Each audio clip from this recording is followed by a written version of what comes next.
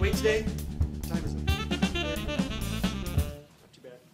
Okay, hi. I am George Hollich. Who's this strange guy up here in front of you? I am actually the architect of this particular course, Psychology 120. You'll notice you're sitting in a classroom probably unlike many classrooms you've seen before.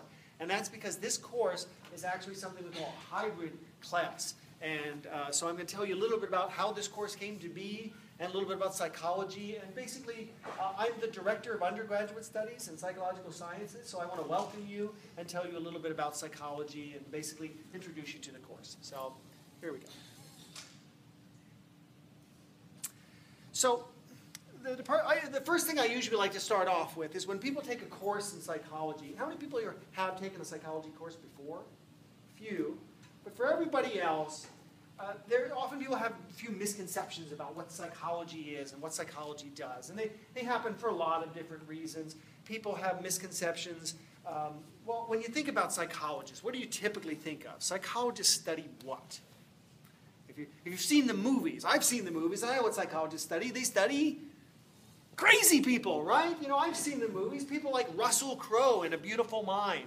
Anyone seen that one? Right? Here's a guy, a brilliant mathematician, who's literally talking to himself, who's hearing voices in his head. I think, oh, sorry, spoilers. Sorry. Right? Russell Crowe is doing things. He's working with crazy people, and maybe psychologists work with that. Or maybe they study people like Jack Nicholson in One Flew Over the Cuckoo's Nest. Anyone seen that movie? Good movie. It's about a guy who sort of bucks the traditional cultural trends and things like that. He's jumping up on tables and rallying things. And actually, a psychologist comes and they don't like that kind of behavior, so they actually give him a lobotomy. They wipe out part of his brain to make him settle down and things like that. So a psychologist did something bad in that movie. And then, of course, there's Jack Nicholson in the movie As Good as It Gets. Anyone seen that movie? It's a pretty good movie. Anyone know the character Monk from USA Networks? What does that character have? Obsessive compulsive, OCD. This is a person whose daily life is screwed up because he can't stop washing his hands, or he can't stop focusing on whether or not he left the stove turned on, or things like that. So psychologists help out there. They go to see a therapist or something like that, right? That's what psychologists do. Or then maybe there's Jack Nicholson in The Shining. You know, that's a horror movie where the guy's coming through the door. Here's Shining, right? Trying to stab people and things like that, right? Psychologists, they can save us. No, not really. Obviously, movies have a pretty distorted view of what psychologists do. And if you're being a little bit more politically correct, you would say, well, I know what psychologists do. Psychologists study, let's be more politically correct, it's not crazy people, it's mental disorders. Those people who are struggling with their lives, who are having a difficulty with some kind of problem, and they need to be helped out. And the psychologist is the person that steps them through it. And this is true.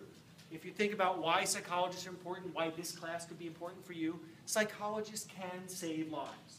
That's a very important thing, right? Anyone know who this gentleman is? House. Hugh Laurie, right?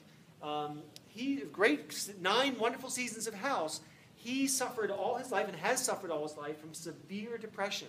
He's thought about committing suicide a couple times, and he said that it's a psychologist that helped him step away from the edge. We got so many wonderful things out of Hugh Laurie in part because a psychologist was there to help him be a better person, to help him tame his inner demons, as the case may be. Does anyone know who this gentleman is? Vincent Van Gogh. By some accounts, the greatest painter of all time, ultimately wound up cutting off his ear. I don't need to tell you, that's not normal behavior. And he actually ultimately wound up committing suicide. So if a psychologist had been there, who knows what could have happened. And this course you could wind up saving somebody's life. You could recognize the signs, and you might be able to step in, or at least know when to call. And that's definitely an important thing that I want you to take from the course, because saving a life, that would be a good thing. But here's the thing. Describing psychology as the study of mental disorders, of people who have difficulties, struggles with their lives, and helping people with their struggles, is actually only describing a tiny part of who psychologists are and what they do. Because you see, psychologists study human behavior. Anyone work with humans? Hopefully, right? Yeah. Human behavior. Everything we do is under the purview of psychology. Whatever you do, wherever you go, it could be helped by understanding a little bit more about how we think and how we behave and how we act around others. Psychologists study human behavior, and as a result, we study all different aspects of things. And in fact, I like to think of psychologists as a little bit like this gentleman, Albert Einstein. Albert Einstein came up with the rules for describing how the natural world works. Well, psychologists come up with the rules for describing how you guys work, what makes people tick, how people interact. If anyone's ever had problems interacting with somebody, psychologists can help. If anyone's ever wanted to perform better, to study smarter, to do better at sports, psychologists can help. Because psychologists don't just help you when you're down, they help you become a better person. They help you become a more self-actualized person, is the term we use. So psychologists study all sorts of things. We have psychologists on our staff who study sports psychology. And watch the Olympics or watch the playoffs the other day, right? If you make that touchdown at the last minute, it's not just about physical conditioning. Sometimes it's about mental conditioning. And it's a sports psychologist who helps the person figure out what to be thinking at the right moments. There are psychologists that help kids develop and grow up to be happy, healthy, well-adjusted adults. Right? That would be nice to have. There are psychologists that look at couples and how you can interact with your significant others. There are psychologists at Pixar University. How does that happen? How do you get a psychologist at Pixar? You know, home of Bug's Life and Toy Story and things like that. Why would you need a psychologist at a movie studio? What do you think? Maybe because psychologists know how to make us feel. Those first 10 minutes of Up, if you've ever seen the movie Up, kind of tugs at the heartstring a little bit. It does so because there was psychologists involved. If you ever felt energized or affected by a story or by writing or by a movie, it's probably because somebody was using psychology to make you feel, to make you motivated, to make you do something. And that's what psychologists do. They help you feel things. If you ever thought about buying something or been excited about a product, it could be because there was a psychologist involved. I guarantee you good marketing campaigns involve good psychology because you can't fight human nature, right? Human nature is what it is, and a psychologist understands human nature. And for that reason, whether or not you actually go into psychology, all of you, I hope, will be able to take advantage of it and use it by the end of this course. Psychologists also help teachers teach and students learn. So you're sitting there kind of content. Anyone interested in learning in 1/4 the time? That is, you go home tonight, you study for 1 hour, and yes, you too can, it's like you studied for 4 hours. Pretty good deal, right? You get 1 hour, get the third 3 hours for free. Sound like a good deal? Like to do that? Well, you should know this gentleman, Dr. Jeff Karpicki, our Murphy Award-winning psychologist. He has discovered that when sometimes people study, they don't always study the right way. In fact, he's discovered that it's possible that students can be spending quite a bit of time studying, but whether or not they actually translate into good learning is another matter altogether. Has anyone ever been studying and realized that you didn't quite pick it up? Been reading a book for a couple pages and realized you weren't paying attention? Jeff says, well, there's ways to go against that. There's ways to study more efficiently and more effectively. And if you know those ways, you can blow out college. You can do really, really well. So would you like to know what his secret was? You can study in 1/4 the time? No? Okay. Anyone? Okay, well, good. He finds that you can use flashcards. Anyone use flashcards? You flashcards around? Flashcards are great, but you probably, like me, probably use them wrong. You're probably doing it the wrong way. Epic fail with flashcards. Because it turns out, if you're like me, you read a flashcard, it says something like, who was it that coined the phrase tabula rasa? Does anyone know tabula rasa? Who was it? I don't know. John Locke. Yeah, that's right, I knew that. And that's exactly what Jeff finds. People tend to turn over the flashcard just a little bit too soon. You turn it over right away and you go, I knew that. And when you do the I knew that, you just lost any learning you can have. If you wait for just a few minutes and have yourself struggle, wait, who was it that coined the phrase? Who was that? I just don't know. And you get to the point where you're finally like, oh! Get the difference? That oh makes it stick. It makes the information stick in a way that you are never going to forget. And as a result, you can study in 1/4 the time. Use flashcards, but don't turn them over right away. That's what he found. Interesting. You wouldn't have thought that. You thought, oh, flashcards, whatever. Much more effective than any other type of studying method. Okay.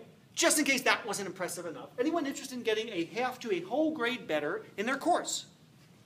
It'd be useful? Yeah, thank you. Exactly, right? Darn it.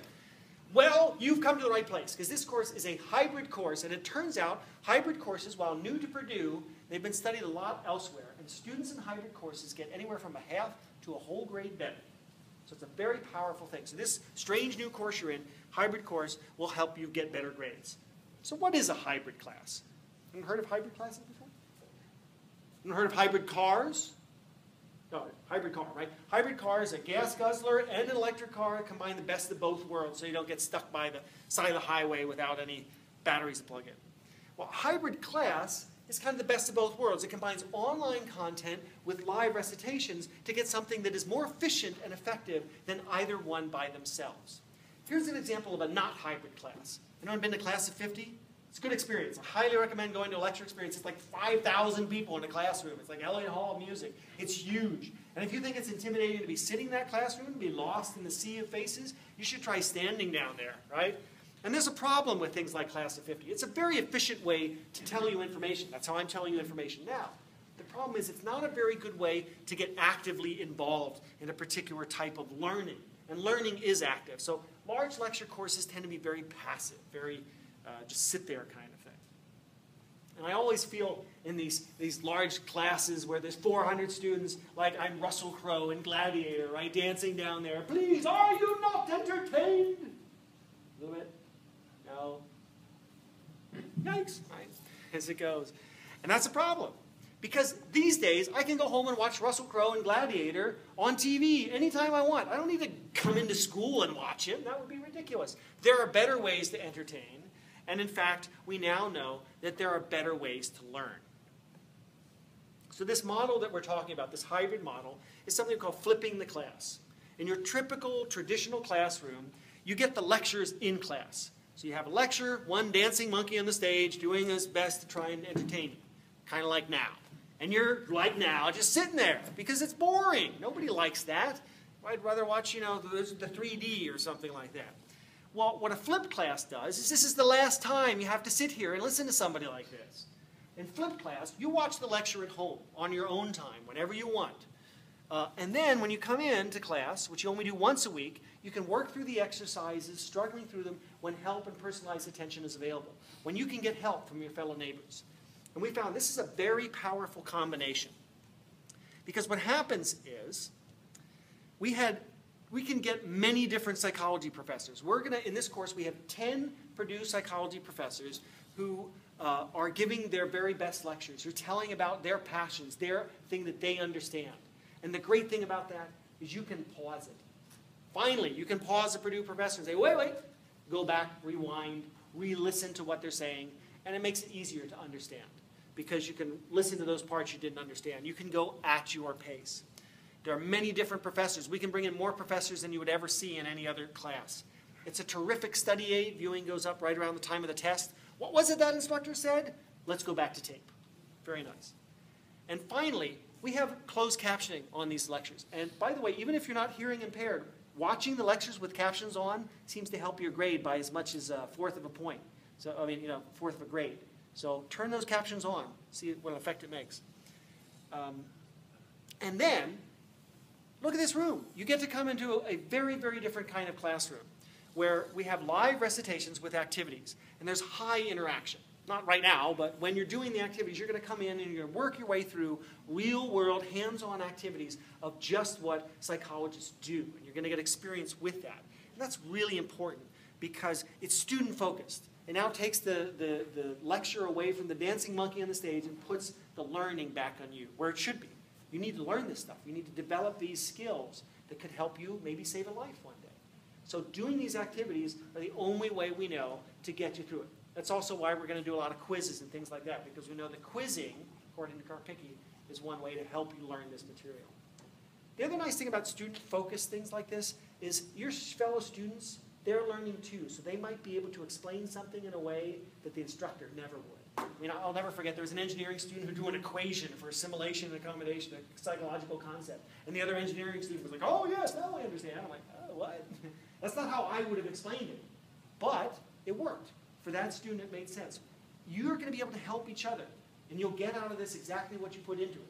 If you just sit there and don't talk and don't involve the activities, you're not going to get as much out of it as if you're willing to play along, work together and be a good group and learn something for a change and help each other out. And in this course, we know you'll start to develop skills at presentation, skills at writing, skills at understanding how psychology actually works. And this is one of those things that we know for sure is not better online. Having that personal experience, having an instructor who can come around and talk to you and interact and answer your questions right then, that's a good thing. That's a very good thing. And like I said, the hybrid courses seem to do much, much better. For me, the proof is in the pudding. The proof is in the data. If you're a psychologist, one of the first things you like to look for is data. What difference does it make? You walk in here, come to a hybrid course, I'll tell you what difference it makes. If you go to the traditional section, 500 students, 40% of you will get a B or better. It's not bad odds. Most people think they're above average, so hey, you'll be fine. But if you're in this course, I can tell you right now that about 70% of you will get a B or better. It's much better odds, right? And for me, though, the most revealing stat about Psych 120 is the fact that if you go in a big, large lecture class, your class sizes are 200 to 500. I don't know about you, but that's bigger than my entire high school, right? So I'm used to smaller classes, something where you can get a chance to interact and talk and learn skills and actually get to know your professors and instructors. So the average class size in here is about 70. And that's what you're at here, is 20 to 70. So you're going to learn something. And I guess what I've been saying is you can watch lectures, sit back and be entertained, or you can actively participate in recitations. And we know that it's the participation that will help you learn the skills you need to succeed in the world out there and to maybe someday save a life.